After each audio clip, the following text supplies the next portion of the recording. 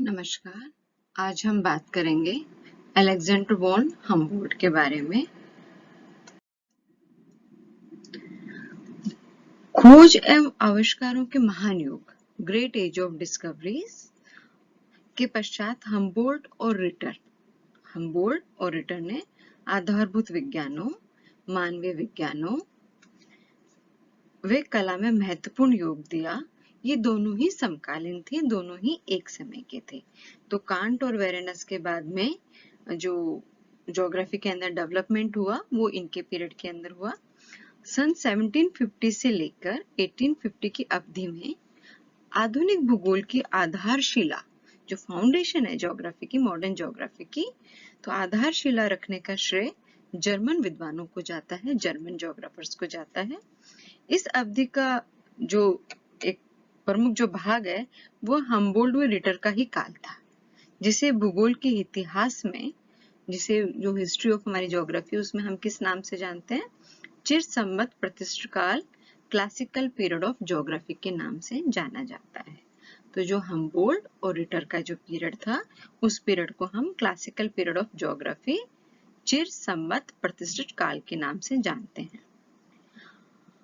Humboldt ने पादप भूगोल की नींव रखी, प्लांट ज्योग्राफी की फाउंडेशन की नींव रखी, और भूगोल को वर्णनात्मक विज्ञान कहा, डिस्क्रिप्टिव साइंस कहा।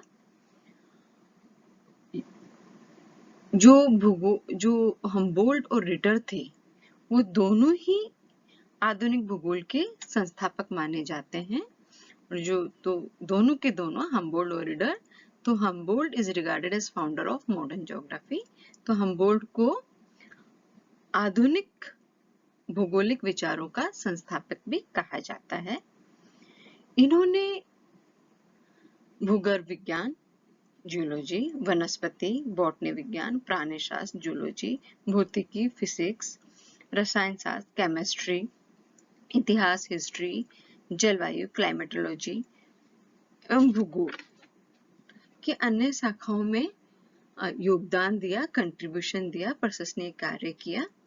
इन्होंने लगभग 4000 मील की अपनी लघु यात्राओं के दौरान, ये एक फील्ड ज्योग्राफर थे, एक जगह ना बैठ के जगह जगह घूमे, जगह जगह इन्होंने काम किया है।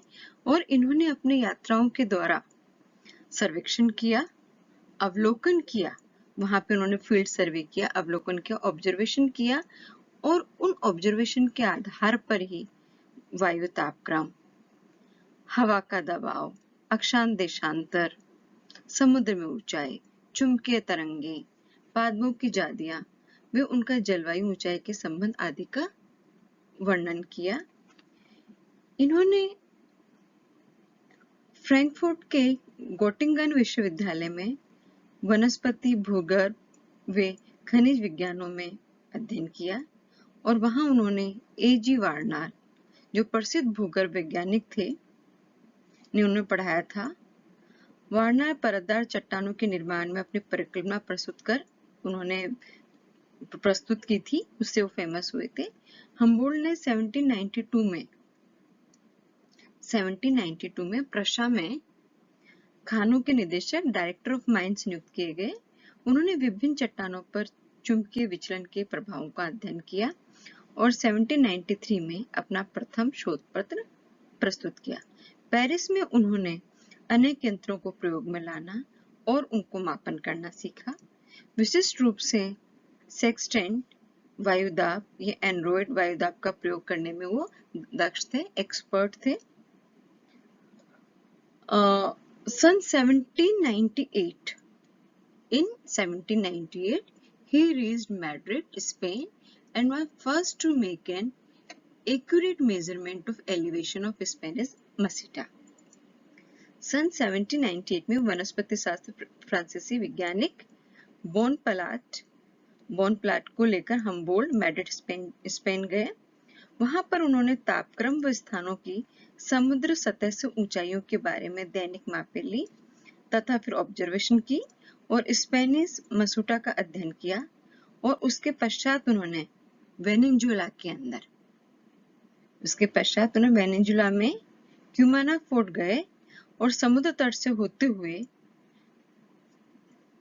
कराकस में झील वेनेलिसिया, लेक वेनेलिसिया की खोज की और उन्होंने ये बताया कि जो झील थी ये सिकुड़ गई है और इसके समतल तटों पर खेती होती है। झील के सिकुड़ने में उसने आसपास की भूमि पर हुई वन विनाश को उत्तरदायी ठहराया। उन्होंने वनों और वर्षा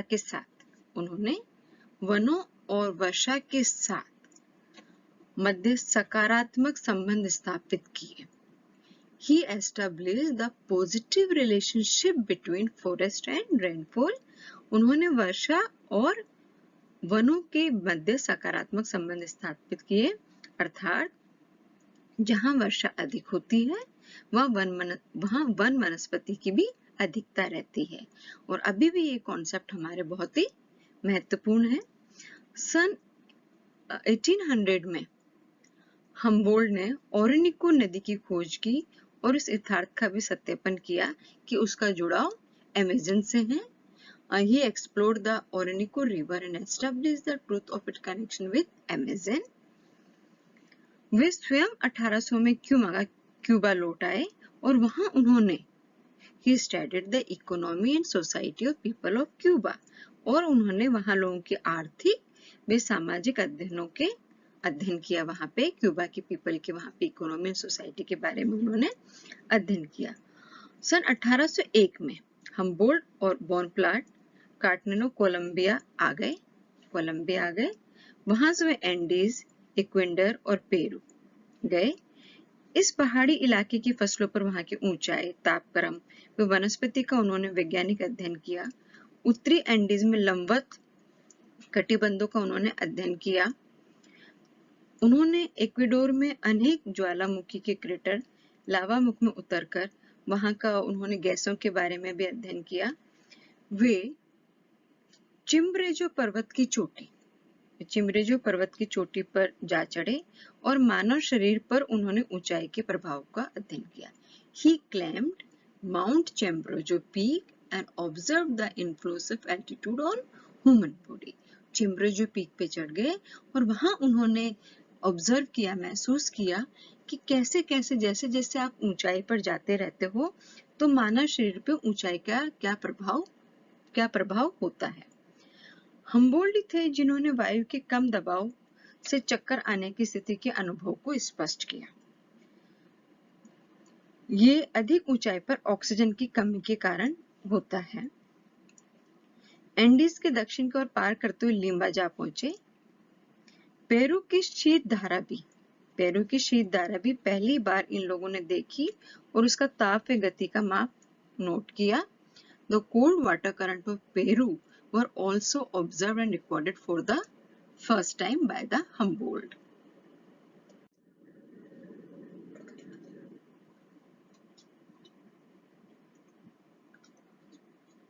यहाँ Humboldt ने he traveled different part of Mexico and observed the impact of landforms of cultural landscape.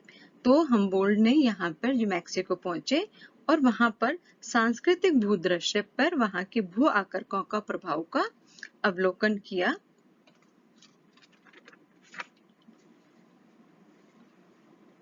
फिर इसके बाद में इन्होंने साइबेरिया अभियान के दौरान उन्होंने नियमित रूप से तापक्रम और वायुदाब की रिकॉर्ड रखी। इन्हीं परीक्षणों के आधार पर उन्होंने निष्कर्ष निकाला कि समान देशांतरों पर तट से आंतरिक भागों की ओर बढ़ने पर तापक्रम में बदलाव आता है। हम्बोल्ट की राय इसी आधार पर रूस जार ने अनेक मौसम विज्ञान संबंधी मेट्रोलॉजिकल स्टेशन के विभिन्न भागों में स्थापित किए। हम्बोल्ट के अभियान के पश्चात पहली बार समताप रेखाओं सहित विश्व मानचित्र की रचना संभव बनी थी। महाद्वीपता के अवधारणा पे कॉन्सेप्ट ऑफ कॉन्टिनेंटी महाद्वीपों की अवधारणा पर हम्बोल्ट द्वारा स्थापित की गई। यहीं पे उन्होंने इस कॉन्सेप्ट को भी एस्टैब्लिश किया। बर्फ से जमी हुई साइबेरियन मिट्टी के लिए इन्होंने क्या वर्ड यूज में लिया? Permafrost. The term permafrost was coined and the word climatology also appeared in geographical literature भी आई। भूगोल में जलवायु विज्ञान क्लाइमेटोलॉजी शब्द प्रयोग किया जाने लगा, जो वायुमंडल, तापक्रम, आर्द्रता, वायुदाब, वायु दिशा वे गति का सूचक बना।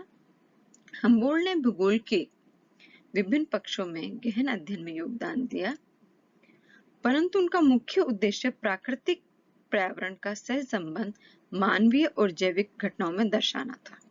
उन्होंने मानव प्रकृति के अंतर संबंध में मानव के योग को अधिक महत्व नहीं दिया। सन 1845 में हम्बोल्ट की कौन सी बुक आई? कॉस्मोस। 1845 में हम्बोल्ट की बुक आई कॉस्मोस, बहुत इंपॉर्टेंट बुक है। सन 1845 में हम्बोल्ट की लोकप्रिय कृति कॉस्मोस प्रकाशित हुई, जिसका अनेक विदेशी भाषाओं में अनुवाद हुआ। वे 4 मुख्य उद्देश्यों सहित विस्तृत ग्रंथ लिखा। पहला उद्देश्य विश्व के प्राकृतिक विवरण की विशेष ज्ञान के रूप में अलग शाखा संबंधी सीमा और परिभाषा। दूसरा क्या उद्देश्य था? प्रकृति के अस्तित्व का वैज्ञानिक स्वरूप एवं सामग्री की वस्तुनिष्ठता। तीसरा, प्रकृति का भावनात्मक अनुभव काल्पनिक एवं जो प्रकृति अध्ययनों की प्रेरणा बन यात्राओं, विवरणों, कविता, चित्रकलाओं, रचनाओं एवं आदि में व्यक्त हो सका। अंतिम चौथा उद्देश्य उनका था प्राकृतिक दर्शन का इतिहास एवं जैविक इकावत ब्रह्मांड की व्याख्या था। कॉस्मोस कृति के लिखने में हम्बोल्ट का मंतव्य एक विश्वव्यापी, जो उनका मेन उद्देश्य था कि हम्बोल्ट का मंतव्य एक विश्वव्यापी विज्ञान का विकसित करना था। उन्होंने इस बात पे भी जोर दिया कि धर्मों ने मानव जाति को विभिन्न 3 बातें प्रदान की है। उत्तम कोटि का नैतिक आदर्शवाद जो सभी धर्मों में समान पाया गया है। विश्व के बारे में अनेक पुस्तकों की श्रृंखला लिखने की योजना धारण किए हुए थे, जो वैज्ञानिक रूप से सृष्टि की संरचना व्यक्त करे, जो प्रकृति की समस्त होलनेस में मानव को उसका अंश माने, और उन्होंने मानव की सभी प्रजातियों की उत्पत्ति का समान सूत्र का जिक्र हो तथा किसी भी प्रजाति को दूसरे से हीन न समझे। विचारों की रचना के लिए पहले अवलोकन करने की प्रक्रिया को महत्व देते थे। वो एक्सपीरियंस पे बिलीव करते थे। तो उनकी जो थ्योरी थी वो अनुगात्मक पद्धति, इंडिडक्टिव थ्योरी थी उनकी। वो इंडिडक्टिव उसके अंदर बिलीव करते थे, विश्वास व्यक्त करते थे। कॉस्मोस की भूगोल के संदर्भ में हम्बोल्ट ने सृष्टि वर्णन, कॉस्मोग्राफी शब्द को इन्होंने यूज में लिया, प्रयोग किया। उन्होंने खगोल वर्णन और भूगोल, ओर्नोग्राफी एवं जियोग्राफी में विभक्त बताया।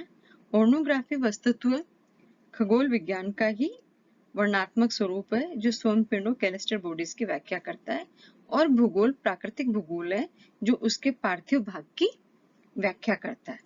भूगोल हम्बोल्ट के अनुसार क्षेत्रों में घटनाओं, वस्तुओं के मध्य अंतर संबंधों, जो वहां एक समस्या में घटित का विवरण है।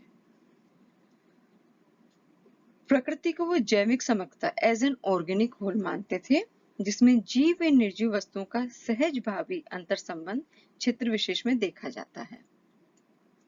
उनका विश्वास एक ऐसा एकीकृत सर्व विज्ञान में था जिसमें प्राकृतिक, जैविकता व सामाजिक विज्ञान सम्मिलित थे। उसके कॉस्मोस का ध्येय भी विश्वव्यापी विज्ञान की आधारशिला था। उन्होंने जुजामनिंग हैंग की अवधारणा को प्रस्तुत किया, the concept of interdependent unity in nature, कि दोनों आपस में इंटरडिपेंडेंट है, एक दूसरे के ऊपर सामंजस्य उनके बीच में होना चाहिए, एक दूसरे के ऊपर डिपेंडेंट होने चाहिए। उनको उन्होंने वर्ग दिया जुजामनिंग हैंग की अवधारणा को प्रस्तुत किया, जिसका तात्पर्य ही जीव निर्जीव घटना के क्षेत्र में संगति वो समझता बनाता, हार्मनी बनाता है। पार्थिव जीव जगत के साथ मानव का मेल सर्वत्र अश्वाभ्य बना हुआ है। हम्बोल्ट का जो मेथड हमने बताया, इंडिडक्टिव मेथड, उसके अंदर क्या था? उन्होंने भौगोलिक अध्ययनों में मानचित्र की उपयोगिता के भी वो पक्षपाती थे। वो कहते थे कि भौगोलिक अध्ययन के अंदर मानचित्र भी बहुत इंपॉर्टेंट रोल रखता है, और वो सिस्टमैटिक फिजिकल ज्योग्राफी के फादर भी कहलाए। And he was a regional geographer, but for him no dichotomy between systematic regional study. वो रीजनल ज्योग्राफी में ज्यादा बिलीव करते थे, लेकिन उन्होंने कभी भी द्वैतवाद नहीं किया कि सिस्टमैटिक और रीजनल स्टडीज के अंदर। Thank you.